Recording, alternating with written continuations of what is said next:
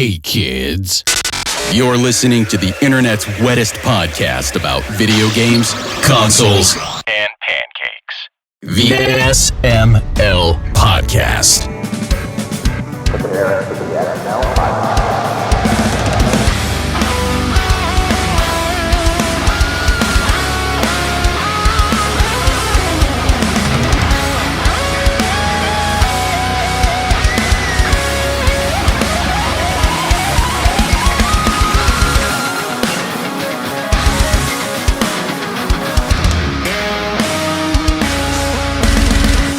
Oh, wonder if Jacob's going to be on time. See, I mean, he's been on time for over a month now, so... I know, I hope he's not sick. I don't care if he's sick or not, but I'm a terrible person, so... No, you would miss him. Not really, because I know at some point I'm going to have to deal with him again, so... Maybe if you told me, oh, he died, maybe I would miss him eventually. Oh, that's but amazing. him being sick, that, like, okay, so I don't have to deal with him for 1 week. Oh, woe is me? Like, no, I don't care. Yeah, you do. No, not really. Secretly, I think you two are BFFs. No, I don't hate him as much as chat sometimes might think I do, but... We're not particularly friendly. Hello, Jacob. At least I assume that's Jacob. Hi, Aki. Yeah, of course it is. I mean, that's probably the friendliest hello I'll get out of you in my lifetime, so... you know, I'll probably, actually. Well, Jacob's just playing along with the narrative. Jeez. I gotta keep all of this, because the timing of that conversation... It was perfect, yeah. Way too good to pass up. What's up, everybody? This is the SML Podcast. I am your host, Joe. Joining as usual, Aki, Bri, Jacob. How are you three doing? Okay enough. I'd rather be playing Disney Dreamlight Valley than being here. Fair. Aki? Can I go? Yes, no. You can leave. No. I'm fine. I'm okay. He has reviews to do. Don't tell him to leave. No, I could go. It's nothing I have to say is of importance, as Aki will tell you. So I can go and play Disney Dreamlight Valley. It's okay. I mean, it's what he wants to do. Play it do you during really the want show, to get in the way? No, I can't. I'm upstairs. Xbox is downstairs, so. But gotcha. You know, I don't know your house layout, so I. This is me going. I'm going away now. Bye. Waiting for like a door to shut. Away. You can't hear me anymore. I'm walking away. Oh yeah, that's my. So you're still here, huh? Yeah, still here. Yeah. So how was everybody's week? Anybody do anything fun? I beat Just Crow things. Nice. Envious. Yeah, I finally got through those races. They're kind of tough. I didn't realize like who the dev was for it, and I loved Rain on Your Parade. Obviously, what's not to love about that? Yeah, and so like I didn't realize it was them, and so like until after you had reviewed it, and I was just like, oh my god, no! I should have requested this game, and now I have to wait till it's on sale. It's a good story. You don't I know. get enough. I'm a video game whore. Of course I don't get enough. Rain on Your Parade's on sale right now on Xbox. Well, yeah, but I own that. I reviewed I don't own it, actually. Oh, What's no, you should own it. It's so good. I should own it for different reasons that we won't discuss. But anyway. I know the reason. Yes, I know you know the reason. What game are we talking about? Rain on Your Parade. Oh. Yeah. And Just Crow things. Yes, and Just Crow things. There is a big sale on Xbox going on, though. A big ID at Xbox sale. Yeah. So, nice. Coinciding with the end of summer sale. So there's like 1,000 things on sale right now. It's ridiculous. Mm-hmm. Anybody buy anything? No. Yes. I bought the new Star Path and Disney Dreamlight Valley. I don't know if you're noticing trend here. Oh my God, let's get to the news. Talk about Disney Dreamlight Valley. Well, no, I mean, are we supposed to discuss, like, you know, what's coming? Just talk about the fucking game. Tell us about Tiana. So, all right. So if you are a free user on it, you can unlock Tiana from Princess and the Frog. And so it's a new character, and you also get her house. She opens a restaurant, which has all sorts of new ingredients and recipes. But also she unlocks a food stall too, so you can just grab meals on the go now. But the big thing is, of course, the DLC, A Rift in Time, which just completed Act 3, and it sees the end of it. You can get Jafar as a new neighbor in there, and Seems like he'd be a shitty neighbor. Well, I mean, like all of the villains kind of are, but really, I mean, all we have so far is like Scar and Ursula. So I mean, like, you know, Jafar's like a new addition for it. But the thing I really want to talk about, and I don't know if I'm allowed to, because, you know, I mean, it just came out 2 days ago, or actually no, yesterday. Oh wow. Anyway, am I allowed to discuss spoilers? No, I wouldn't.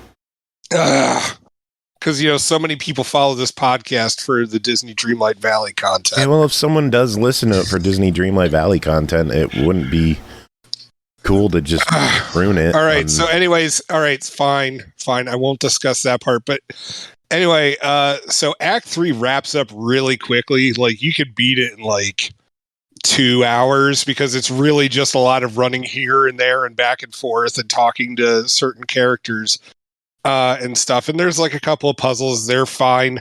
But the big thing is that after the credits roll, we get a little teaser sequence, and it sequences as to who the big bad is for next year, and I'm really excited. Now, like, if you've been following all my ramblings about Disney Dreamlight Valley, nope. Every single time I talk about like those surveys that they filled out, the big bads are not a surprise, but it's still like, oh my God, oh. So, yeah, I'm excited. And there's also a new Star Path that's out right now, and you can unlock the Dapper Gator, which is a little gator who looks like he's out of a barbershop quartet, and it is so damn cute. And in the premium shop right now is the footstool from Beauty and the Beast. So I'm just like, oh my God, it's so cute. Okay. What do you mean K? Okay. What more do you want from me? I don't know. And also, cross-platform play is now supported on the PlayStation consoles, so, you know, there's that.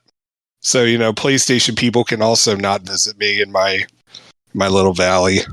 Yay! Thank you. Are we ready to get to the actual news of the week? What the that was actual news. It went first. Of course it was. It went first. Well, you know, thanks to whatever the fuck Jacob was talking about, because I didn't listen to any of it, I did manage to get through almost all of day one of Gamescom. So, you know, thank you, Jacob. That's good, because it's time to talk about Gamescom. Opening. Oh, dang God. It. Sorry. Like, also, I forgot. There was one other thing I wanted to discuss with Dreamlight Valley.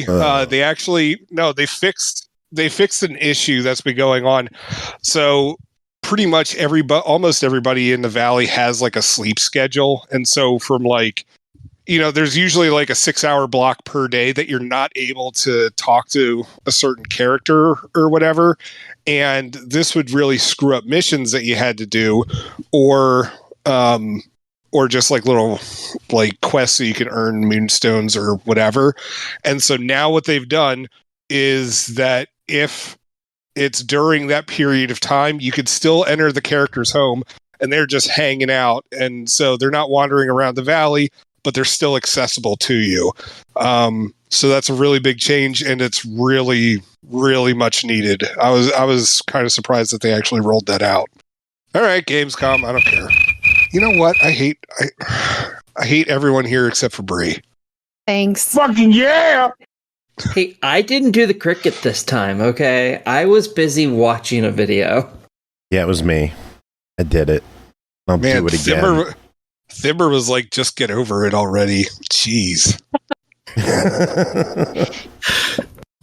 Jacob starts talking, and I'm like, this piece of shit! All right, talk about Gamescom.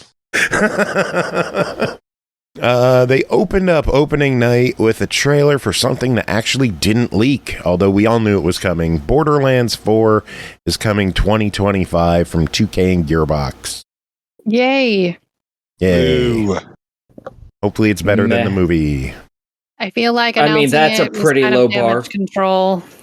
I'm not going to lie. That trailer had better, it looked better than the movie. In terms of actual, graphic, look and graphics and stuff like that, I was kind of what the crap about that, but... Well, after that was a long video for Call of Duty Black Ops 6. Yay. Had some gameplay. It's kind of cool. Yeah. Looks like a shooty pew pew game. Yep. After that, one of the high spots of the event, probably Goat my favorite Sim trailer. Remastered, coming this year, and it's been confirmed the Flappy Goat achievement is gone. Yes. What was the Flappy Goat achievement? Flappy Birds. Yeah, so it had a console, like a TV you could go to in one of the houses, or you could use an arcade machine down at the shore, the beach, whatever. And you had to play Flappy Goat. It was like the Flappy Bird game, but it was a goat with, you had to flap and get through these little ladders or whatever. And it was really, really hard. Well, I mean, so was Flappy Bird. Right, but it was 10. Extra hard. Yeah, you only had to get to 10, and it's just so many... Fuck Flappy Bird. Flappy Goat. Goodness, I don't think I've ever heard Bri say the F word. Oh my gosh. This is giving her, nom flashbacks. It's there's not a a clip fun of me achievement. beating it. I spent an hour and a half just on stream. And, wow. And people were trolling me the whole time where I couldn't swear. And I finally got it. And the swear button, the swear timer had worn down at the same time. It was perfect. I'm going to need to see that clip. Yeah, I'll have to send you a link. Nice. Persona 3 Reload DLC will include Joker from Persona 5. All right. Yay. Dying Light the Beast was announced. 20-hour new open world region from Techland. I can't tell if it's a new game or an expansion. It's a standalone. It's an expansion, isn't it? It's a standalone game, but it comes for free with the Ultimate Edition and then it's a standalone. I don't know what the price will be other than that. Interesting. Gotcha. Righty. They had a launch trailer for Black Myth Wukong, which has been blowing up the Steam charts. Yeah, it's breaking records as the most wishlisted and played on Steam right now. 2.4 million people playing concurrently? Although apparently a huge number of that is just in China alone. Yeah, I think I saw something that 80% of Black Myth Wukong players are from China. Mm-hmm. Damn. Yeah. Makes you wonder how the game would do if you don't factor that in. Yeah. Mediocrely. Yeah. Dragon Ball Sparking Zero got a new trailer. Yay. King of Meat, a 4-player co-op game hitting all platforms. The trailer featured a cartoon Jeff Keighley, which was kind of hilarious. It was a fun little trailer. Yeah. It's like you create a goddamn dungeons thing about and then the you game. Play them in co-op or something. It kind of reminded me of the idea of Meet Your Maker, but it was much more cartoony. Yeah. Well, it's going to hit everything, so we'll find out more about that in the future. Linked, Banner of the Spark from Fuzzybot Studio, an arcade-inspired co-op adventure that blends hack-and-slash combat with roguelike and town-building elements. hitting early access October 22nd. And I liked the other description. You fight evil robots and take their parts to build the town and save the cute robots. Another interesting looking one.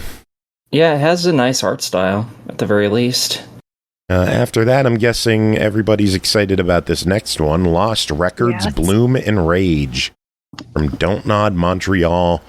Very similar in presentation to the Life is Strange games.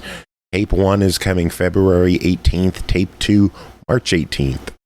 Yeah, I'm definitely going to get this at some point. Same. Yeah, this one looks good. Tape 2's on my birthday, so yay. Torn nice. Banner is releasing No Room in Hell 2 for the PC. 8-player co-op. That's a lot of people. That's a lot of people. We could never organize that. Arc Raiders playtest this fall, coming 2025, an action survival shooter. Meh. Yeah. I don't trust the moment it said survival. Yeah. After that was another fun one, Infinity Nikki. A bunch of weirdness and singing creatures. Currently Insane slated. cuteness. Yeah, currently slated for PS5 and mobile. That game looks so fucking cute. I want that so bad. Why can't it come to Xbox? Hey, maybe it will in the future. Like something coming up in a little bit, but they had a new trailer for Space Marine 2. I can't wait for that one. Yeah. Looks so Number fucking good. Nice. Looks so good. So good. Predecessor free to play on PC, PlayStation, Xbox based on Paragon. That's out now. Yep. It's a MOBA shooter. Meh. Yeah, something I won't play, but Yeah, same. Path of Exile 2 hitting early access November 15th. Yay. That should be good. Dune Awakening gameplay was shown off. Survival, base building, action, MMO. Early 2025 to PC, coming to console afterwards for PlayStation 5 and Series X and S. This one looked great until it got to the base building, and then I kind of checked out. Yeah. Like I just want an action MMO that has all those elements. I don't want a base build. I don't want survival elements. Like I don't want to have to find water and drink stuff when I'm thirsty. I do that in real life. I don't know. I was excited about the next one. Genshin Impact finally coming to Xbox November 20th. You missed one. Did I? Yep. Which one? Tarsier Studios Reanimal.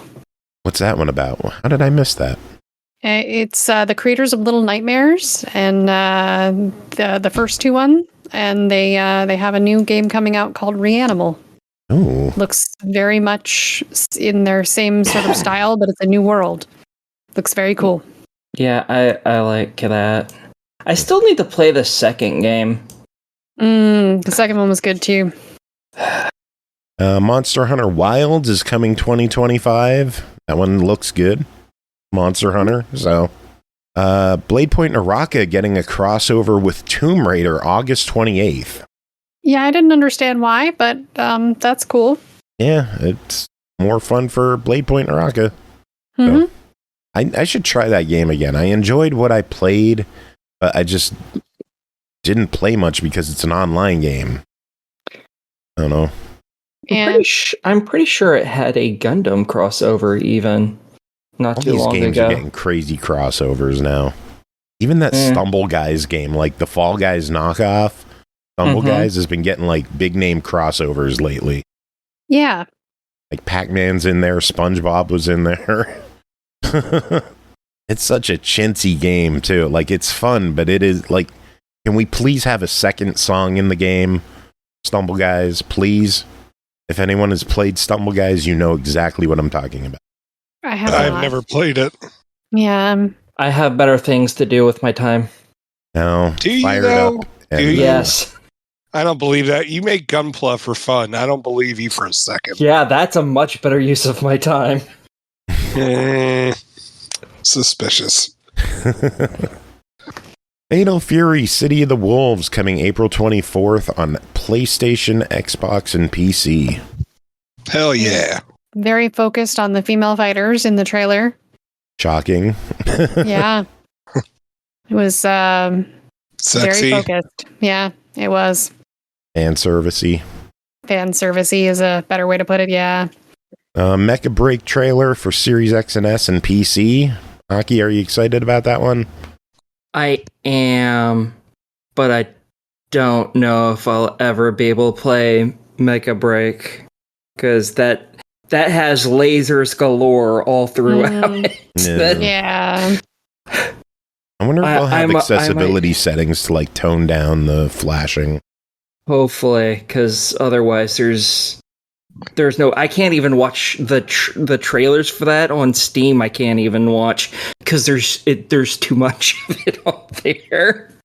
Oh, okay. All right. See, this is where listening for context is important, because I tuned out and then you were like, oh, there's so much flashing in the trailer. I was like, is this going to be interesting? We got excited for 3 seconds. Yeah. And then, Aki said, like, I can't even watch it. And I was like, well, it's either too much boobs or too much flashing of lights. So yeah, there's no such thing as too much boobs. If Aki can't handle that much boobage, then I probably couldn't either. So.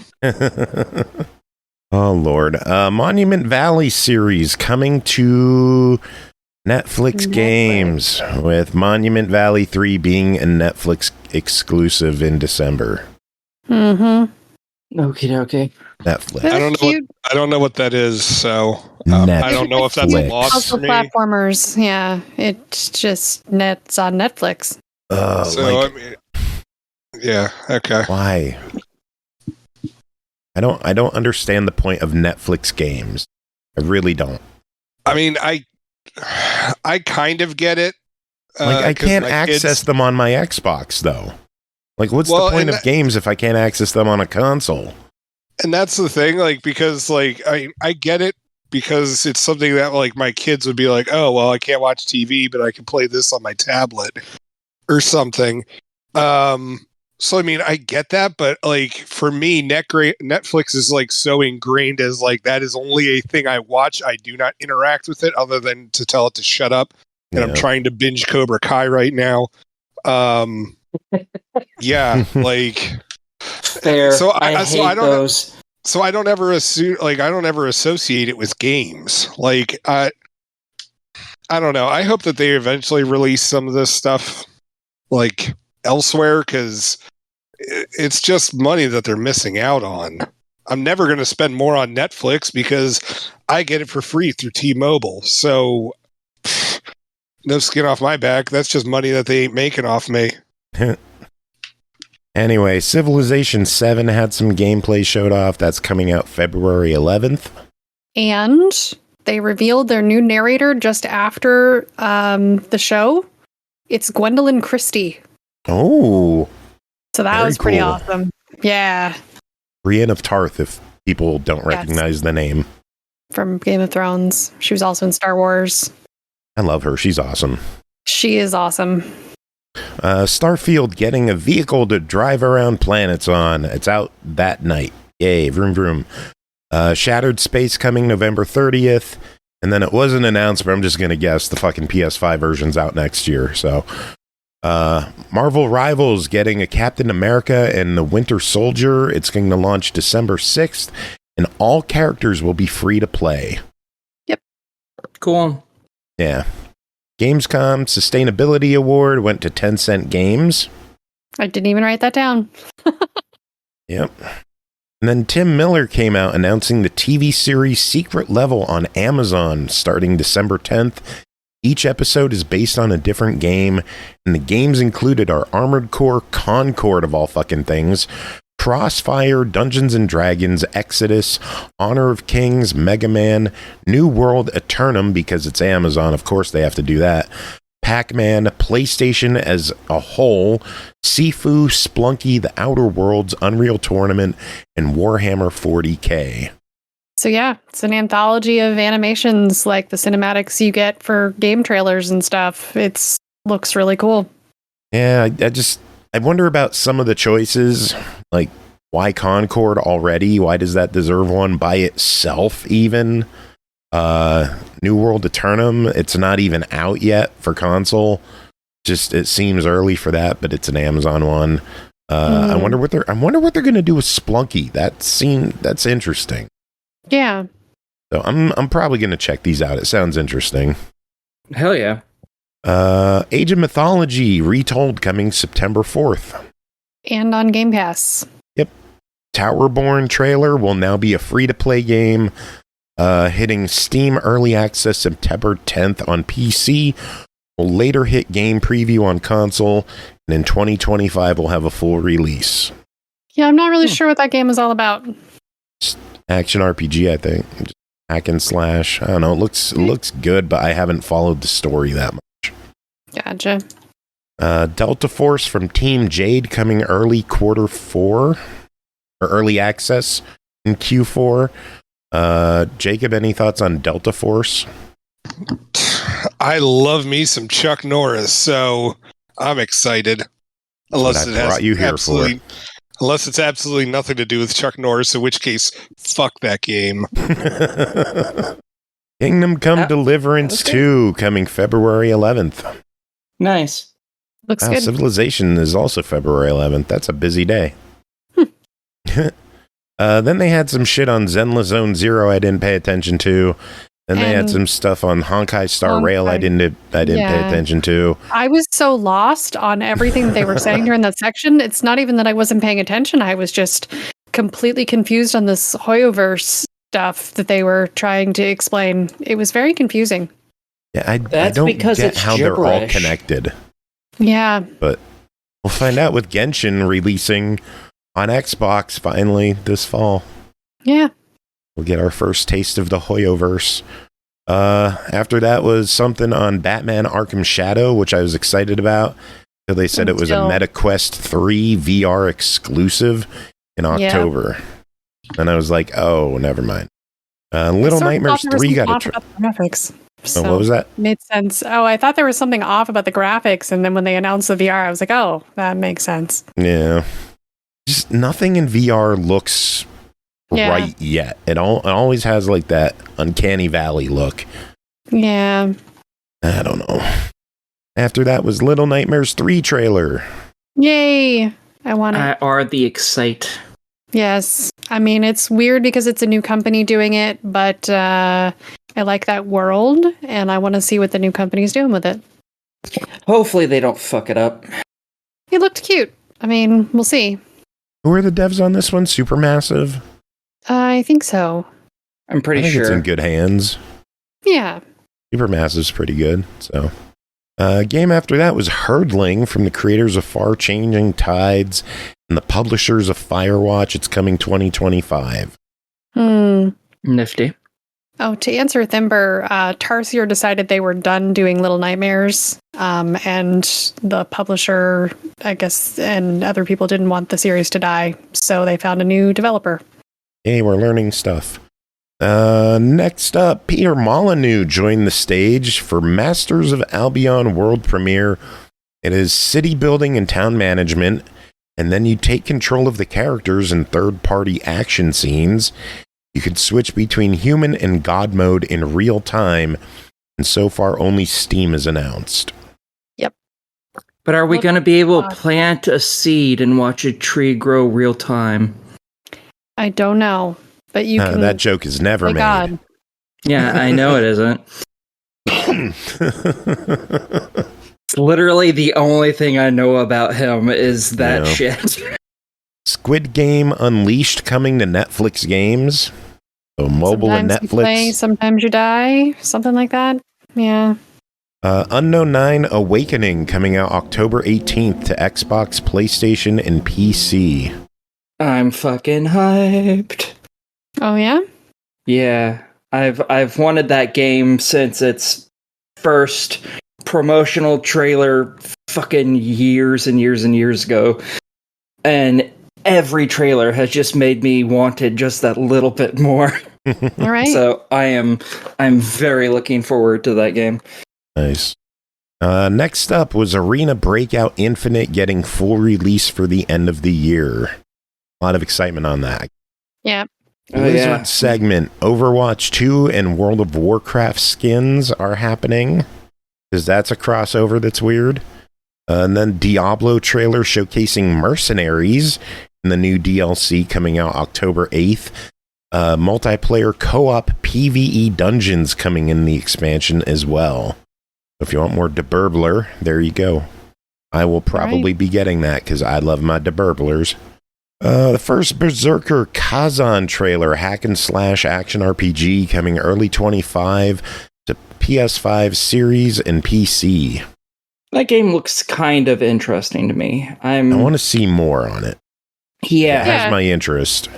And after that was Ara History Untold, hitting September 24th. PC Game Pass. After that was Civilization style game. Yeah. I don't care about those games. I'm sorry. I know they have a fan base, but I'm not part of it. City That's building fair. just doesn't do it for me. Dark and Darker Mobile, blah, blah. Floatopia, a cute life sim, city and island builder, hitting PlayStation 5, Switch, Xbox, and PC in 2025. Looks like it's kind of Animal Crossing like. You could play it with friends. It's kind of cute. Yeah. It did look very Animal Crossing like, so we'll see how much building is actually in there. Like, it looked cute as hell, and then they started, like, redoing the terrain, and I'm like, why? I was so interested, and then that happened. I don't want God mode. I just want to have a fucking life sim like Animal Crossing on Xbox. I just want to catch fish and bugs. Finally, almost finally, they showed Indiana Jones and the Great Circle. Finally got a release date of December 9th on Xbox Series and Steam. Day 1 Game Pass Ultimate. Oh yeah, and it's releasing on PS5 in the spring. I am very much looking forward to that game. It looks like it has the right comedy. So I'm very excited for it. I question their timing on the announcement of a PS5 version. Why announce it before the Xbox version releases? You just killed your own sales. People are going to skip out on it to buy it on PS5 instead. Yeah, possibly. But, I mean, the important part is they're a game publisher, and they're publishing a game wherever it's going to make money. Yeah. Like, look at Sea of Thieves, just sold over 1 million copies now on PlayStation 5. That's not chump change. I mean, not at all. That's the thing. When it's Xbox versus Xbox, guess who wins? Xbox. It doesn't matter if it's on their own console or if it's on Sony anymore. It's a sale for them. What is Xbox doing for Xbox gamers to pacify them when all they've been doing lately is helping PlayStation gamers get more games? Like, hello, your own increasing console the price shit. of Game Pass. Damn it, I was going to make that joke. Like, Avowed got delayed, Towerborn got delayed, Indiana Jones is releasing on PS5 4 months after Xbox. Like, Xbox renegotiated the contract to exclude a PS5 version, and then they released it anyway. What was the fucking point? Their budget, probably. To waste money. Like, I all of Xbox's decisions are confusing the hell out of me. Like, if they want to go multi-platform, fine, do it, whatever. But don't forget about your own console. Don't forget about your own gamers. And it seems like they kind of are. Honestly, I feel like the Xbox leadership is just fucking floundering and have been for a while. And it's just getting worse. I don't think they understand exactly what they're doing half the time. And when things go good, it's luck. I think Phil Spencer had a vision for securing all these new exclusives for Xbox. And Microsoft is like, no, you need to make us more money. So I think it's not Phil Spencer's decision. I saw someone tweeted out a picture that like Phil Spencer was just like stone-faced at the PS5 announcement. Like, I wonder if this is stuff that he actually wants to do or if he's being forced into it. Could be. Like, I don't care where the games release as long as they release on Xbox. Yeah. Release them everywhere. I don't give a shit. I hate exclusives. Bring Square's games over. Bring NIS's games over. Bring Axis's games over. Like, Release everything everywhere. Exclusivity sucks, but be clear about what you're doing. Don't tell your consumers one thing for months on end and then just blatantly lie about it. Like Phil Spencer clearly said Indiana Jones was not going to be a game going to PS5, and it's a game going to PS5. He said it wasn't going to be one of the first 4 that they were sending over, was specifically what he said. I don't know. I think... does anyone else have thoughts on it? Because I feel like I'm just rambling. Hey, ramble all you want. It's fine. I mean, it is your podcast, and it is your thoughts. I mean, we're just here to, It's our banter. Podcast. Our podcast. Excellent. No, you can't be replaced. All of us can. I really, can be replaced easily. Yes, I mean, really. With that, think about. Do you want to be the one who takes this over when he stops doing it? I don't know. I don't want to. I'm not going to voluntarily talk to you. See, you don't want to take over. I don't want to take over. No one wants to take over. That's the problem. So Joe is very irreplaceable. You're speaking for Bri there. Bri, do you want to take over? No. See? Damn it! So I have to take over. Damn it! All right. Okay, I guess I'm not quitting the show anytime soon. God damn it! Yeah, you're not allowed. Yay! Yeah, you're not allowed to quit. Otherwise, you know what happens if I start running it? What? It gets run into the ground. Run into the ground. More like you find bedrock. You'll go past the bedrock, I promise. We'll end up in China. I just imagine, the first day, you're late. There's a flaming bag of poop on fire on your doorstep that you got to put out. And that's how the show starts. That's Turns out he himself crapped in that bag and lit it on fire. See, and that's why he was late in the first part. Whatever, it's like welcome to the Flaming Bag of Shit podcast. I am your host, Jacob. Today's topic is... this would be very quickly... all the show would end up being is just Dreamlight Valley. And maybe Sonic News. I was going to say Sonic movie news. Movie news, though. Yeah. Not game, just movies. Speaking of news, there was one more thing at the end of Gamescom. Mafia, the Old Country's coming this December for PS5, Series X and S, and PC. Nifty. Yeah. That game is basically the embodiment of surprise, motherfucker! Yeah. Because no one knew it was coming. And surprise, end of the year. Besides opening night live, there's a couple other things that I picked up that were announced throughout the week, if you don't mind me throwing down some stuff. Yeah, go for it. All right, Sniper Elite Resistance is going to be coming out 2025 Day 1 Game Pass. I can't fucking wait. I am so excited. Revenge of the Savage Planet, releasing sometime in 2025. It features crossplay in addition to online co-op and local split screen. Very nice. So is that just an add to the game or sequel to? Yeah, it's a sequel to Journey to the Savage Planet, and it features New Florida in the trailer. It was pretty cool. I'm excited about that one. Lost in Random is getting a sequel, The Eternal Die. And that's also coming to Game Pass 2025. Very nice. And Void Train Open World Survival, also Game Pass 2025. But yeah, those are the other Gamescom, ones that came out through the Xbox shows throughout the week that I saw. Very cool. Speaking of Game Pass, we got some new games. All right. Yeah, not many. There were only 3. August 22nd. So today we just got Atlas Fallen. Very nice. August 27th, we're getting Core Keeper. I don't know that game. Me neither. Then September 3rd, Star Trucker. I can't see that name and not hear Starfuckers in my head. I know. So it's just Star Truckers Incorporated. Oh, yep. Pretty much where I've been at. Nice.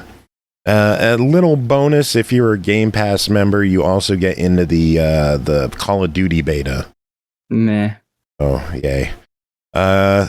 Game Pass Core getting 3 new games on August 21st. So 3 new games joined the core lineup with City Skylines, Control Ultimate Edition, and SnowRunner. Nice. Control is a fantastic game. I need to finish it. You are only a base core member of Game Pass. You got some more games to play. And then at the end of the month, 3 games are leaving the service. So 3 in, 3 out, 3's all around. NBA 2K24 is leaving Series and Xbox One. Guilty Gear Strive and Atomic Heart. The 3 big ones leaving. That's a shame. Yeah. Speaking of things leaving services, the latest lineup of PS Plus extra games leaving September 17th have been announced. There's a lot. Oof. First up, Injury just dropped a wet pancake for a few biddies. So thank you, Injury, for the biddies. That's a big pancake. I like that with that Twitch is doing with the giant emotes. That butter doesn't look natural on there. Like, that is a thick slap of butter. It is. It's worryingly, thick. Anyway. Just cut into that and just... Oh, God, I don't know, man. That's too much butter. That's too much butter for me. That's spread it out. There's 3 layers there. There's layers, man. Yeah, I know, but you that's got to last all of them. Yeah, but that's why you get a butter pat for each layer, man. You don't... That's too much. That's too much. I guess I'm a heathen. I don't put butter on my pancakes at all. What? Are you serious? How do you not put butter on your pancakes? I knew you were a fucking psycho. I fucking knew it. Now we got proof. Injury with another giant emote. The blank emote. And it was funny, and I was laughing too. I love my blank emote. No one else I've seen has a blank emote. And it just fucks with people, and I love it. Because you'll enter a stream, you'll just do one blank emote, and everyone's like, what's your... Did you post a... is your GIF broken? Is your message broken? What's going on, man? Yeah. Oh, it's just a blank image. Oh, man. All right. So, yeah. Hold on. Are we going back to the butter thing? Yeah, because now I need to ask Skocky, what about waffles? I don't put butter on anything. Do you have something against toast? Butter? Hold on, Bri. We'll get to there. What about French toast? Nope. Oh, what in the hell? All right, Bri, ask your question. Syrup on this stuff, and that's it. But do you like butter? Not really. Do you eat garlic bread? Yes. Okay, so you can eat things with butter on it. Okay. Yeah, I just don't particularly like butter. What about buttered popcorn? No, not really. Oh, man. I eat when I was popcorn. A kid, I ate a whole stick of butter. I was like a real kid. God. I was stuck in a high chair and I was bored, and the only thing I could reach was the butter. And apparently I just ate the whole stick of butter. Oh, God. I don't want to think about that. No, butter's great. Yeah, that was probably awful. Oh, that's horrific. You should call it... God. Yeah, no. Just a spoonful of butter helps the medicine go down. No, that's not the song. That's... Yeah, it is a spoonful of butter. It's delicious. No. Yeah. So anyway, games leaving PlayStation Plus extra tier September 17th. The first game is the one that's drawing questions. Horizon Forbidden West. It's a first-party game. Why is it leaving? Oh, yeah, that's weird. I never understand that with either group, be it Sony and their stuff or Xbox and theirs. I don't understand why first-party stuff ever leaves this stuff. That should always stay. Yeah. What the fuck? Well, Xbox doesn't really remove their first-party stuff unless it's something getting delisted. Didn't they just remove something like a month or two ago that was first party? And you brought up the fact that was weird because it was first party? The only thing first party I could think of is Forza. And that's leaving because it's getting delisted. Okay. Yeah. Anyway, other games leaving: Dragon Ball Xenoverse 2, Marvel Midnight Suns, Alien Isolation, Nier Replicant, Spiritfarer, Cloudpunk, and then Star Ocean, The Divine Force, Integrity and Faithlessness, Till the End of Time, The Last Hope, and First Departure are all 5 leaving PS Plus. Yeah. That sucks. That's a whole ton of games that are fucking awesome leaving. Yeah. Holy shit. What the hell's still on there? A lot of games. Okay. Yeah, they have a pretty hefty catalog. Bully has been rated for the Xbox One, Series X and S, PS4, PS5, and PC in Taiwan. A lot of people think it's related to the game joining GTA Plus, except the fact that GTA Plus isn't available on Xbox One and PS4, so that doesn't account for it being rated for those platforms. I think we're going to see a remaster. That'd be interesting. I never played that, but I've only heard good things about it, so that could be interesting. We'll find out. Gothic 3 Classic has been rated for the Switch, PS4, and Xbox One by the ESRB. Nice. I'm excited about that one. I like the Gothic games. Never played one. They're fun. Arcania Gothic 4 was on 360, and it's not backward compatible, which makes me angry. But it was fun. I had a good time with it. The Until Dawn remake is launching October 4th with a full $60 price tag on PS5 and PC. Yeah.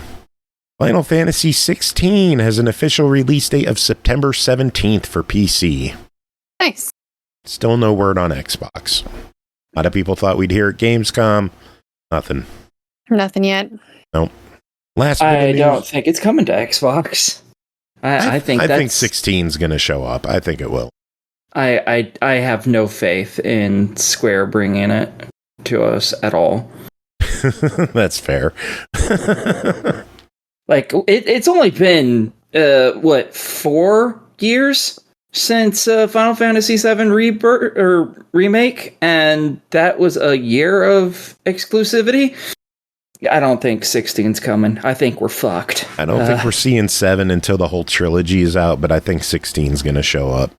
By the time the whole trilogy is out, we're going to be on the next fucking console, and it's never coming to Xbox. We're going to be 3 consoles away, I'm sure. For how slow they've been moving. I think we'll all be dead by then. We might. I didn't expect us to be alive now. That's fair. What a time we're living in. Anyway, last bit of news I have. Animal Crossing Pocket Camp ending service November 28th, and they are apparently working on an offline version. Well, that's nice. I'm glad they're working on an offline version for people. Yeah. Lots of companies would just say, well, it's off. Fuck you guys. We got our money. We're good now. So that's really cool of them. It wasn't a bad game either. It's just I had other crap taking up my time. And like Dreamlight Valley? No, I played Pocket Camp when it first came out. It was when did it come out? I know nothing about this game. It's honestly been out for a long time. I want to say 8 or 9 years. Oh wow, that thing's been around. Yeah, a real long time. Holy shit! It's a fine title. It's just, as I said, other stuff ended up taking up my time, so I just never got back to it. It's not bad. So I'd honestly pick up the offline version. Released 2017 is when it came out. Really? Oh, yep. Wow. Oh, wait. Okay. So that is all right. That's 7 years ago. Okay. Yep. But yeah, that's the news I have. Aki, any news? God, no. Bri, any more news? I have one more piece of news. Does anybody remember Backyard Sports from the late 90s, early 2000s? Hell yeah. Well, they're coming back. Hell yeah. Return of the franchise. So there you go. That's the original awesome release, news. it was Backyard Baseball, was in 1997. They had soccer, basketball, football, and hockey games. They have released some information that they're reviving the franchise. Backyard Sports. I'm looking forward to it. All right, Jacob, what news do you have? Wait, Yeah, I'm done. No. Doesn't Aki have anything? No, I asked her already. No. Oh, I didn't realize he had. I'm sorry. Yeah, I'm always the 'Cause first one asked. Oh, okay. Yeah, because Aki, then Bri, then you. Because you usually have the movie news. Too. That's true, but anywho. So Atari is bringing back another retro console. They're going to do the 7800 Plus, which will be able to play 2600 and 7800 game cartridges. And it has HDMI connectivity, and it will come out this winter. If you get it, I think you also get like a free game. Bentley Bears Crystal Quest. Interesting. Which is going to be a sequel to Crystal Castles. Ubisoft had another round of layoffs, and the former team behind the division Heartland has been restructured. That's never good. And movie news. Borderlands is coming out on August 30th digitally, in case you were too embarrassed to go see it in theaters. You can now watch it from the privacy of your own home if you don't feel like pirating it. Which we don't suggest, because we would never suggest such a thing on this Listen show. here, fuck snort. All right, maybe Joe would, I don't know, but I certainly would not. I would not condone that on this. A naughty thing to do. I would not, only because Joe would get upset with me if I did. I only pirate in Sea of Thieves. Yar. Yar. All right, what other news? Let's move. Come on. What else? Last bit of news I have is that Sega's old fighting game, Eternal Champions, is going to be getting a movie. Writer of the Jurassic World trilogy, Derek Connolly, is set to write the screenplay. And they also said... Oh, Connolly also helped write Detective Pikachu. So that was a good movie. I actually really liked Detective Pikachu. Yeah, Detective Pikachu was it was surprisingly solid. I don't know how they're ever going to make any other kind of Pokemon movie, but I'm glad that they did that one. So, yeah, but that's all the news I got. Cool. Should we move on to reviews? Sure. Is there anything else anyone wanted to discuss? No, I already talked about Disney Dreamlight Valley, so yes, we know. I'll shut up for the rest of the podcast. I got something. Did you know that it costs over $100,000 to put a trailer on Gamescom? Jeez. I did see that headline. So it's, I think that the great thing about the Twitter games feed is that people are saying, hey, it costs this much to put a trailer up. So here's gifts of my new game. Here's trailers of my new game. And so the whole indie community has kind of come together under that tag, and I've been seeing lots of cool new games coming out. So that's awesome. Anything catch your eye? Anything specific? Not off the top of my head, but I just thought that was a cool thing. If you're paying attention to gaming Twitter, that's something to look out for. People are kind of banding under that tag. Very cool. Twitter. I know. I'll never call it. Whatever. Reviews. Let's get to these. First game to talk about tonight is Green Hell, developed and published by Creepy Jar, released August 14th on Series X and S and PS5 for $24.99. Green Hell is a sweltering struggle for survival in the Amazonian rainforest. Clinging to life, the player is set on a journey of durability as the effects of solitude wear heavy not only on the body but also the mind. How long can you survive against the dangers of the unknown? Bri, what is Green Hell? Well, first I'm going to tell you a story. It's a funny story about my first time playing the original game on Xbox One. So I bypassed a whole bunch of story by accident because it just so happens that I have the equivalent of an ethnobotany degree with a focus in neotropical plants like, the rainforest. And I'm walking around the Amazon in this game, and I see labels of the species of plants. And I walk around and I see Banisteriopsis vines. And I ask my game partner if he sees any Psychotria viridis shrubs to bring some to me. And he finds some and complies. And near the main camp area, there's this mixing stand. And so I mix the two plants together because I happen to know that they mix to make ayahuasca, a powerful psychedelic drug. And then this crazy cutscene starts, and my partner's kind of freaking out, like, what did you do? And it turns out there were some kind of clues that would have totally eventually led us there to the story. But I just bypassed it all because, you know, I have this knowledge. And yeah, we didn't even have a reasonable base set up, and I just made the game that much harder. So, yeah. Wow. I approve so much. So, I'm not normally a huge survival crafting person, but I was drawn to this because of my time in the rainforest, and I was curious how accurate it was. And I can say this game has a lot of research put into it. I can walk around the game and notice real plants you can find in the rainforest and not just a bunch of random fake plants that they made for a game. And the way you use things makes sense. Survival elements are some of the most realistic I've seen in a game like this. This is not the game you play to unwind and relax, unless you do. It can be a bit grueling, especially if you're not a huge survival crafter sort of person, and there's a bit of a learning curve. First step is figuring out how the game wants you to do things. The tutorial is really helpful for that. You have a journal that records things you discover, so you don't have to remember all the details. And to create something like a fire, you just click on the picture in your notebook, and then you place the structure where you want it, and then you fill in the materials for the blueprint, add a spark, and you're good to go. Simple, right? Except you don't have any matches or lighter, so you're going to have to create a hand drill to make friction and some sort of tinder like a bird's nest to light it with a spark. And I mention all this to explain the level of detail in the game as well. Now you have a fire and you can cook some food, which is important because everything needs to be cooked. Your water needs to be boiled. You need to make fire. Big important first step. You have a very well-organized backpack of supplies. You can fill and refill as you go along. You've got limited space, so you got to manage that.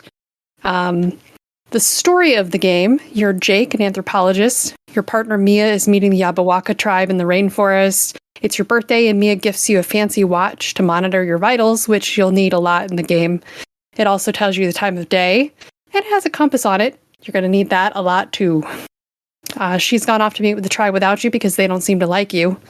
So you go off to play ethnobotanist for a little bit, identify some local useful plants for medicine, for crafting. First, we need to go find some tobacco in case we get bit by a snake. We fall and injure ourselves. We have to learn how to make a bandage. Day 32 rolls around. Mia calls on the radio in a panic. We go out to find her. We get chased and lost in the rainforest, away from our well-supplied camp. We have to figure out how to survive without tools and nutritious foods. And of course, we have to follow the clues until we find out what happened to Mia, sometimes tripping on drugs to do so. And there are actually two endings to the story. Do they involve you tripping on tripping balls the whole time? On ayahuasca. There's several times where you totally need to take ayahuasca to, that's a thing. So, you can play this game solo or with up to 4 people in multiplayer. You can join or host. I was able to join some public games and it worked great, which is good because in the Xbox One version, I had sometimes had some issues. They seem to have resolved those. I actually downloaded the Xbox One version as well and kind of played a little bit of both side by side so that I could see things and how they looked different. If you Nord play solo, says, holy crap, this game sounds like Don't Starve on 6 cocaines. That's fair. That's fair. But yeah, if you play solo, you can play the story mode, including a prequel story called The Spirits of Amazonia, which is, I think, like 20 hours by itself. I haven't even delved into that one yet. It has an endless survival mode and challenges. But yeah, this game is open world survival. You have to use realistic survival techniques. You're probably going to spend a lot of time getting lost, not making it back to your camp before dark, getting bit by something, and dying before you get the hang of it. Yay! It's a huge part of the game, and it feels good when you figure things out. You not only have to be concerned about your physical well-being, but your mental health and sanity. Some of that comes down to getting adequate rest, nutrition, and shelter. Duh. You'll need to learn to craft tools, build shelters, and defenses to survive. Here's a short list of possible ways you can die, just so you know. Hydration, waterborne illness, parasites, starvation, eating spoiled or undercooked food or the wrong mushroom, caimans, snakes, crabs, jaguars, native soldiers, wasps, poison dart frogs, your own traps, falling while running. The opportunities are endless. Try some combos. But seriously, the game is great. Try some combos. I have had some very stupid deaths. Well, I was fucked up on mushrooms, and I tripped and fell in my own trap. Here I am, yeah, pretty dying. much. I was running from that jaguar, floor. and I was dehydrated, and I drank the water and now I've got parasites. Yeah, no. But talking about the XS version in particular, because that's what's new here. The game is as beautiful as it is deadly. Graphics got a little boost, textures and lighting were improved, load times were reduced. It includes the updates Animal Husbandry, the building update, storage and transportation, fortifications, and Flamekeeper, which is like a horde mode. So, yeah, if you like survival games or you've been curious to try this one, it's an excellent one to try. And I think it's even on launch sale right now, which is a pretty good price. So I don't see a launch sale for it. It's not still on launch sale? Okay. It's possible it might be an entitlement discount where if you own the original, you get a discount on the new one. That could be. But I don't own the original to check that myself. That's fair. Yeah. Can you check the store now? Does it show a price for you? Let me see. I check without my account. Or if you just check the gift price on your account. See what it pops up as, because I'm looking at it now and it just says $24.99.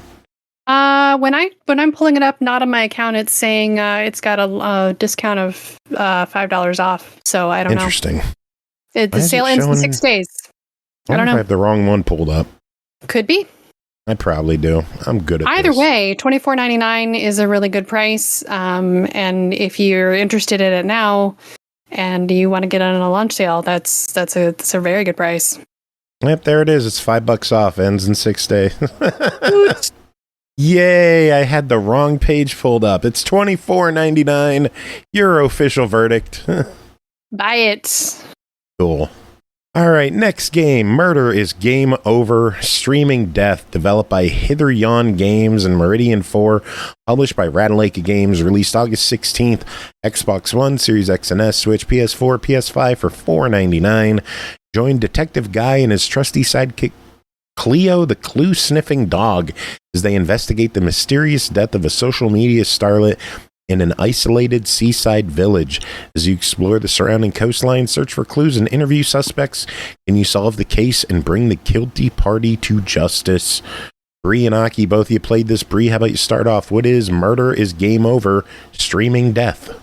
So I love the original game, Murder is Game Over, right and I was now? what? Does Joe sound like he's auto-tuning right now, or do I have a bad connection? I think you have a bad connection. Crap, because you were getting kind of crackly before earlier, so. Great. All right. Yay. So I love the original game, and I was really excited to hear that another game in the series was coming to consoles. This one takes place in the Massachusetts coast in the town of Cape Crescent. Their historical society is having a meeting in the beginning, and they're visiting them from the big city is Pearl Brayshaw, the streamer who focuses on paranormal mysteries when she isn't gaming. Pearl moved out to the small city or a small town with her best friend after she was doxxed, and the picture of her and her boyfriend was posted online. Oh no. Nearby Cape Crescent, there is a lost settlement, an abandoned Puritan village from colonial times that's supposedly haunted and cursed. And during the meeting, they see the ghost of Elias Abel outside the window from the witch trials. Spooky! And by morning, Pearl is dead. The next day, Detective Guy and his clue-sniffing dog Cleo are called into the case. The local detective, who is bumbling just like he was in the first one, claims to have solved the case and tries to send us home. He serves as a kind of tutorial on the game. We can ask him some basic questions on the case and get the rundown for the controls of the game. And he believes that e-girl Pearl hung herself, but we know better. You can switch between Guy and Cleo.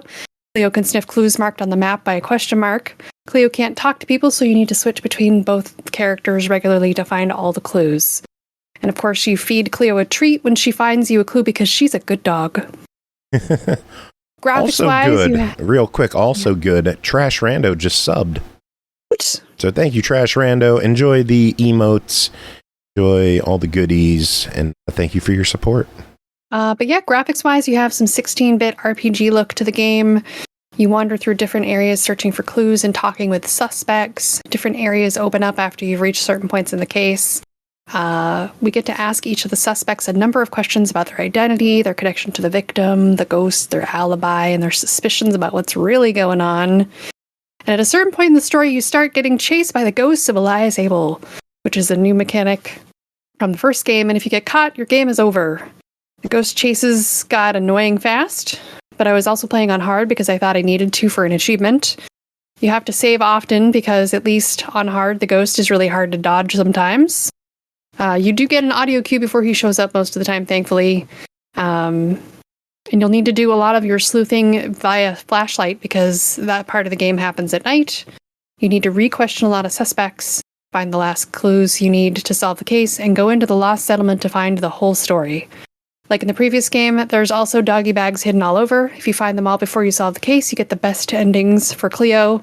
The game also has a secret extra treasure you can go on a little hunt for. There's a riddle to solve, and then your best ending finds all the collectibles, which is super cute. I don't want to spoil it. Some of the collectibles are locked to certain times of day, so you really have to be thorough as you progress. But this one felt a little more like a Scooby-Doo mystery. It was a little shorter than the original, and I totally guessed the killer right from the start, but I had a fun time finding all the clues to prove it. Oh, Aki, your thoughts? I thought it was a pretty good, cute little game. I ended up finally finishing it today, and yeah, I'm right up there with Bri. I knew who the bad person was immediately. It was very obvious. Very obvious. I didn't realize this was part of a series of games, even. So, it wasn't bad. I enjoyed my time with it. It was a fine little game. Well, it only clocks in at $5, so what do you think? Yes, buy it. Yeah, might as well. Fuck it, why not? It's cheap Sounds enough. Good. Sounds good to me. All right, Bri, that is it for you. We will let you go so you can hit the high seas. All right. Yarr. Yarr. Yarr. Yarr. You totally knew I was going to say alcohol. Am I that predictable? No, you sailing on Thursdays, so. I know. I usually do sailing on Thursdays. That's a thing. It's a thing. You need to do variety stuff on Thursday so you have a different answer every week. Well, she could be on land. Happens to be like. What are you playing on Friday this week? What am I playing on Friday? Yeah. All right. I'll tell you what I'm playing on Friday. Hold on. Let me scroll down my notes. Tomorrow, I am playing Mangavania 2, a platformer. I am playing Lunar Axe, a point-and-click adventure. And Cat and Ghostly Road, another point-and-click adventure. Ooh.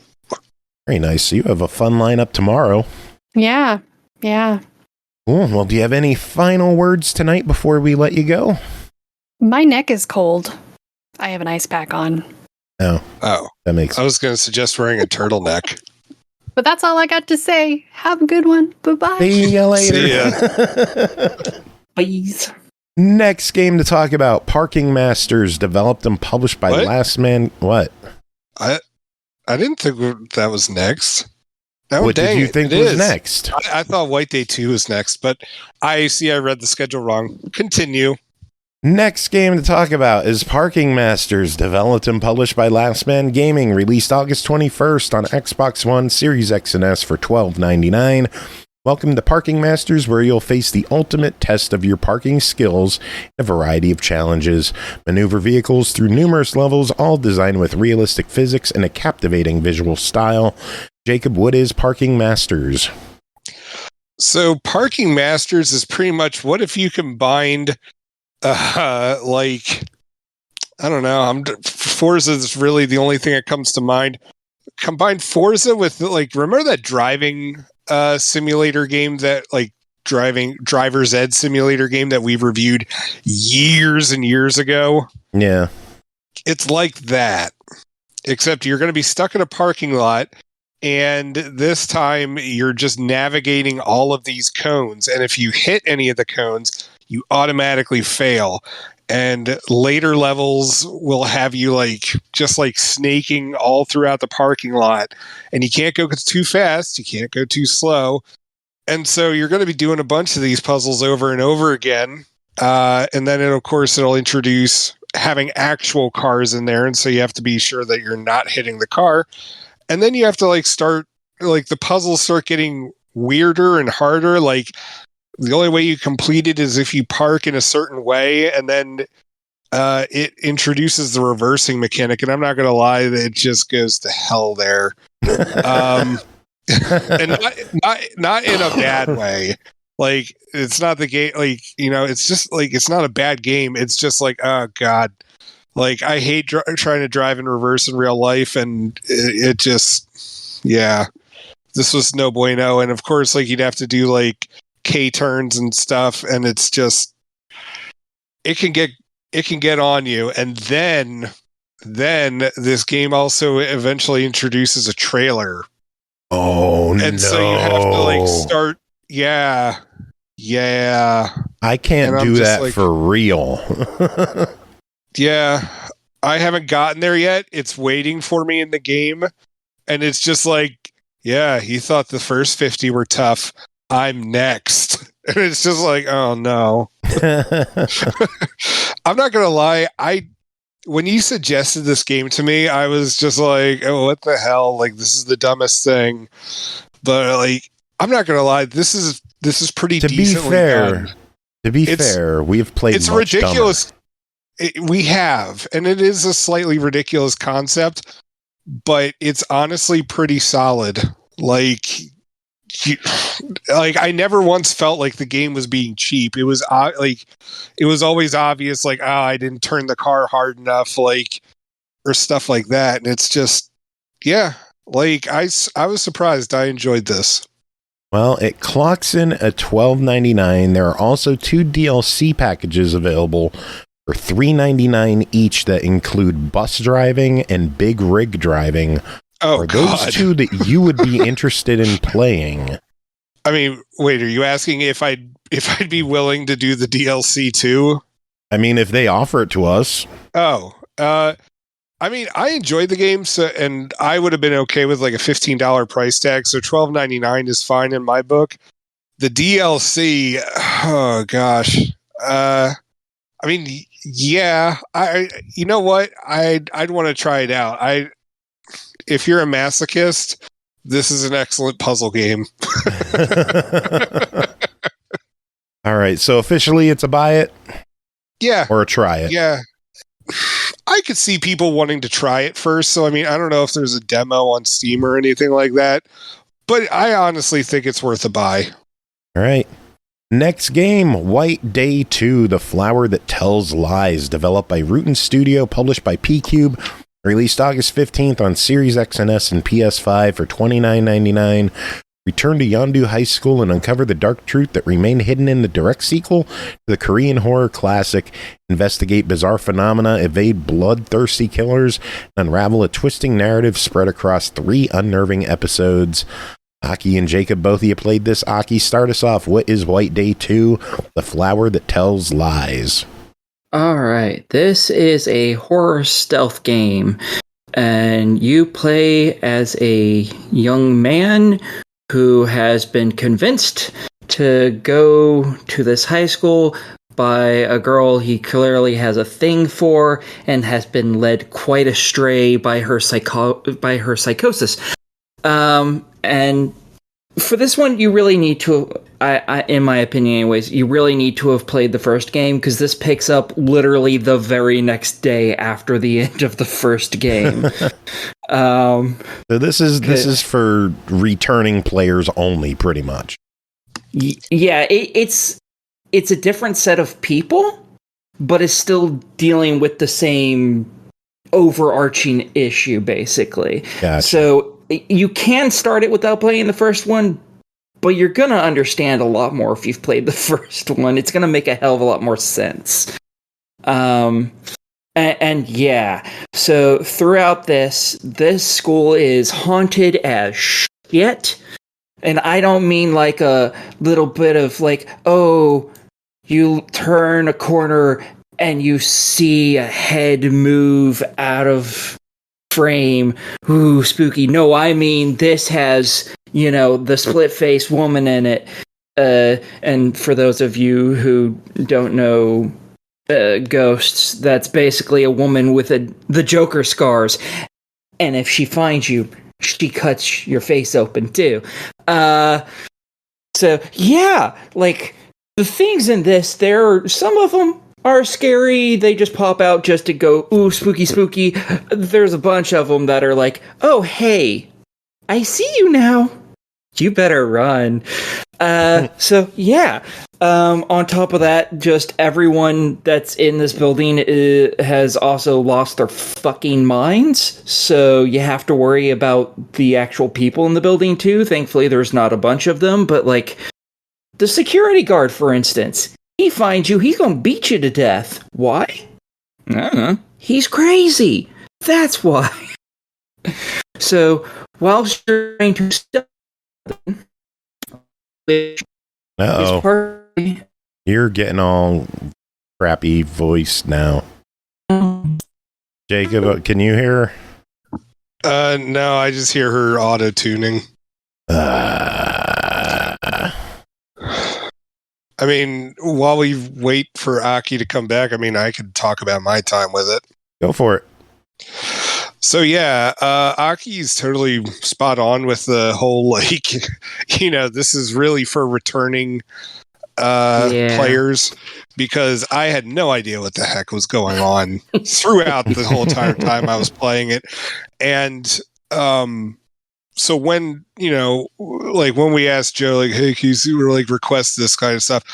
I'm not going to lie, I was intrigued by this, but I didn't know how well I was going to be able to do in this game. And so I was just like, I don't want to lead. And my suspicion was correct. Part of it was that I was just absolutely awful at it, but I'm not going to lie. Like I had some issues with the game's AI and stuff. First off with stealth. Yeah. I couldn't hide under tables. Like, was I doing something wrong, or could you just not hide under furniture? You can't hide under furniture. You hide behind it as best you can. All right, that's dumb. Okay. Yeah. Like, there's just no two ways about it. And, like, the cops... That is something I want to touch on. The cops, like, and their AI, their ability to detect stuff nearby...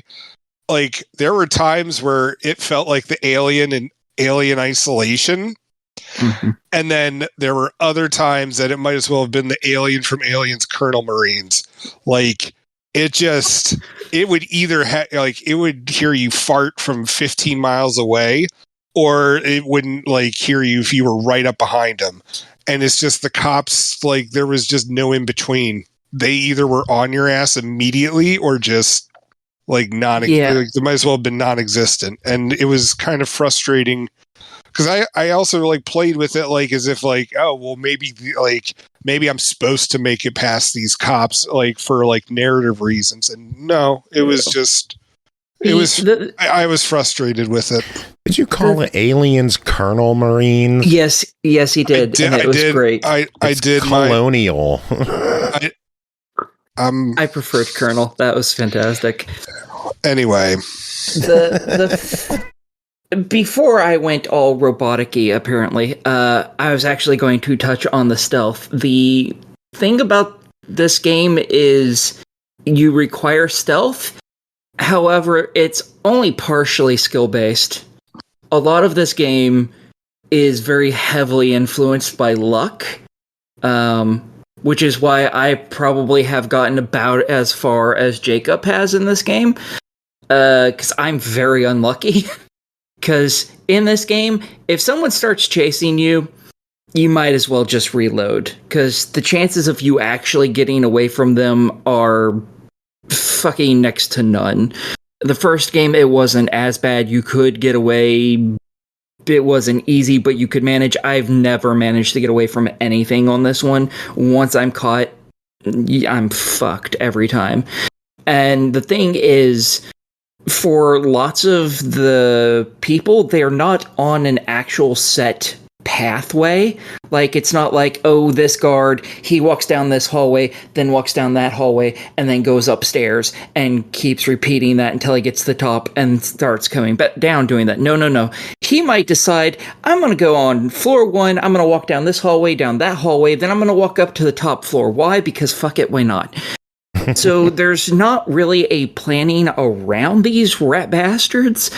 You just have to hope that they don't hear you. And Uh-oh. Oh, God, there we go again. Aki is auto-tune. Aki. Yeah. Yeah. You're gonna have to disconnect and come back again. Yeah. Jacob, fill in blanks. I mean, I pretty much said what I had to say. Like, I did not make it, at least what I think is particularly far in the game. I found it to be a frustrating experience. Like, right. Well, it seems interesting. Yeah. Like, it seems like there's an interesting story there, but I don't know whether I'll ever get to see it unless I watch somebody do a long play on YouTube. You probably won't. Thank you, Aki, for the vote of confidence. Well, it's not just that. There's 14 endings to this game. Oh, geez. Oh, God. Yeah. Yeah, have fun. Well, it clocks in at $30. What's your verdict? I think it's a tentative try it on my end just because it is so luck-based, and I don't like that aspect of it. I'm not gonna lie, it kind of feels like there's some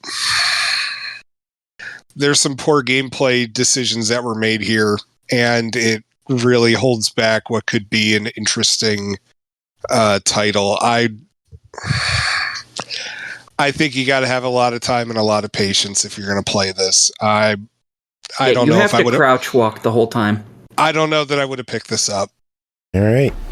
Next game, Bloodhound, developed and published by Kruger and Flint Productions, released August 16th on Xbox One, Series X and S for $10.99. Crush the cult of Astaroth and vanquish her hellspawn. Make them squeal and hide where they came from. Enjoy a fresh look and old fun in this arcade horror FPS game inspired by the legends of the 90s. Jacob, what is Bloodhound? So Bloodhound really wants to fill in that like old school Doom and Duke Nukem gameplay experience, and maybe toss in some Painkiller in there. And pretty much it's set up like an old 90s first person shooter game. You know, here you are battling a ton of demons. You got to get from point A to point B. Like, do you have to pick up key cards? Of course. Are you shooting at like demons who then you can pick up weapons and ammo from? Of course. Are you going to be hearing one metal song on repeat throughout most of the game? Oh yeah, you better like that song. Like, oh man. Is it generic butt rock? Because I love generic butt rock. It's generic butt rock. Sweet. People think that's a joke too. No, I legitimately love generic butt rock. So, like, give me Breaking Benjamin, give me 3 Days Grace, give me Chevelle. It's generic butt rock. Let me have it. Yeah. Anywho, so pretty much you're fighting these cultists who look like they're out of the KKK, and then there's also these like demon babies with wings that start flying around. I don't remember what the heck the actual name for them is. Those things are an absolute pain in the ass to shoot at, and honestly, I wish this thing was either some sort of an on-rails shooter or like auto aiming like old school Doom, because my god, trying to hit those things in the air was just an absolute chore. Like, I think I lost more health to those stupid babies than any of the bosses, any horde. It's just like, if you've got like 10 babies after you, like, you're not gonna have a good time. But yeah, it does like a lot of like arena fights where like all of a sudden like both doors close and like you have to kill everything and then you can move on to the next thing. There is no real story here. Which, I mean, there wasn't a lot of story for old 90s first-person shooters anyway, so that's fine. Honestly, like, it's really just aiming. Aiming's a pain, and the soundtrack, like, good lord, guys, please add more music. Like, that song does not hold as long as it should. Is it really just one song? It really is just one song. So it's like Stumble Guys. Gosh. Bringing it back to that. Yeah, like, honestly though, like, it's not bad. Like, it's a fun retro kickback. Yeah, how are the visuals in the game? Is it like a pixelated look, or is it like a more modern look? So it's a more modern look. There is like some sort of retro filter, but I never messed around with it. But like, it was enough to keep me engaged. Like, it balances most of the things well. It's just there's some tweaks that need to happen with gameplay, and for the love of God, get a new song. All right, well, the game clocks in at $10.99. Your thoughts on that? I'd be all right with $10.99. It's not a bad price for what you get. And also, if you're an achievement hunter, this thing doles out achievements like candy. Nice. Ooh, nice. I think there's actually like 100 total, I think. Wow. Really? Like, let me check. It's a lot. Do I sound okay now? Now you do, different? I mean, you sound 100 achievements. Jesus. Yeah, 100. Oh, and they're all fucked up values. Oh, my God, yes. 8s and 12s. Oh, my God. Yes, I'm so happy. 16. You're a freaking monster, Joe, just so you know. Oh, I'm going to play this game. Oh. There's a 21. Kill the punk at hard difficulty. 21 points. Yeah, I'm never going to... I don't think I'm ever going to 1,000 this, but it's fun. I would lose my fucking mind. Well, if you're interested in winning a copy, the awesome folks at Kruger and Flint hooked us up with some spare codes, and we'll give one away during the music later on tonight. So stick around in chat and hang out, and you could win yourself a copy later on tonight. Thimber's asking if I thought that Bloodhound was a difficult game. I didn't think it was particularly difficult in terms of like enemies running at you and stuff like that. If anything, it's really just aiming in the air and making sure that you're hitting the damn babies. Like, which is a really weird sentence to say out of context. Like, make sure you shoot those babies carefully. Like, there's nothing good about this, like talking about this. But they were really the only enemy that ever gave me issues because they're up in the air and they're flying around. And, you know, it's going for like mid-90s vibes with like a modern day shooter, and they're just so damn hard to hit. They're such a pain in the ass. So hope that answered your question. All right, well, we got one final game to talk about tonight, and that is called Mangavania 2, developed by Alexander Nikolaev, published by Sometimes You, released August 21st on Xbox One, Series X and S, Switch, PS4, PS5, and PC for $4.99 each. Join the adventure as a young ninja who has gone to the underworld to find a cure for his brother, find spirits in secret places. They will tell you a story or give you advice, explore dungeons, fight monsters, and meet new friends. Jacob, what is Mangavania 2? So that gameplay description that you just gave, that's more story than I was able to pick up from this game, and it's really just well, first off, it's called Mangavania, and I thought this was going to be more of a Castlevania kind of game, and it's not. The levels are pretty straightforward, and if anything, it's more Ninja Gaiden kind of gameplay. So, you know, just so you know, that's what you're going to be getting into. And yeah, there are these platforming levels that you're supposed to speed run. You might find some secret areas where you have these like little alien or animal guys. I don't know what they're supposed to be, but like they'll just say like random crap to you, and I guess it's supposed to be backstory, but I don't know if I missed some, and so it's just like whenever they spoke, it never made any like real sense to me in terms of what I was playing. But as you go through, you unlock new abilities, and there's like a hook shot that you can get, which I'm not gonna lie, that was pretty fun to use, but it's a fairly, I mean, it's a $5. This is a $5 title, right? Yeah. Yeah. It's a $5 sometimes, or yeah, it is sometimes you title. And it's just, I don't know, man. It's a budget title.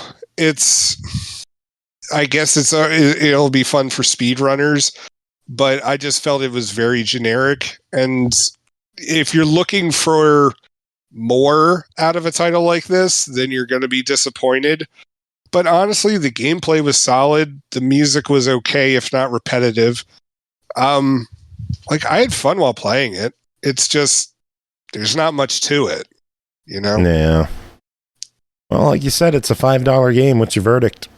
I'd recommend it as a $5 game. Like if it was 10, I'd be a little more about it, but $5 is fine. Cool. I could support that. Cool beans. Sounds good to me. And that's the end of the episode. We made it through. Did it. Congrats. GG. Thank you. GG. What the hell was that?